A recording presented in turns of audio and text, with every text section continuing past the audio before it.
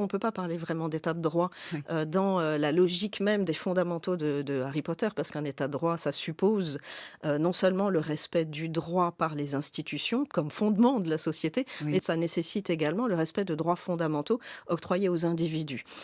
Et ici, en termes de droits fondamentaux, eh bien, même si on s'inspire du système britannique, on s'en affranchit quand même dans la mesure où il y a un apartheid fondamental entre les 2 populations, les moldus et les sorciers, puisque les sorciers doivent se cacher des moldus, soit pour les protéger, soit pour les asservir, en quelque sorte.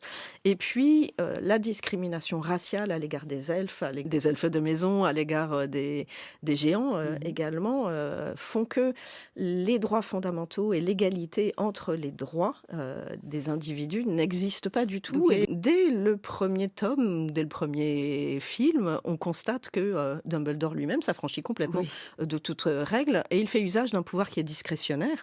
Lorsque, dans le premier volume, Dumbledore, octroie des crédits au bénéfice de Gryffondor pour lui faire gagner la coupe, eh bien, on voit bien que les jeunes élèves de Poudlard, dès l'âge de 11 ans, sont finalement, formés à ne pas respecter les règles, et puis Ouais. on valorise un petit peu la transgression puisque tout est bon pour gagner, dans les matchs de Quidditch, comme dans, la coupe qui oppose les 4 maisons. Ce pouvoir discrétionnaire Oui. est faiblement, sanctionné, qu'il soit légitime ou qu'il soit illégitime, avec, des pratiques de corruption telles qu'on le voit, dans l'exemple de Cornelius Fudge, qui affranchit Harry Potter de toute responsabilité.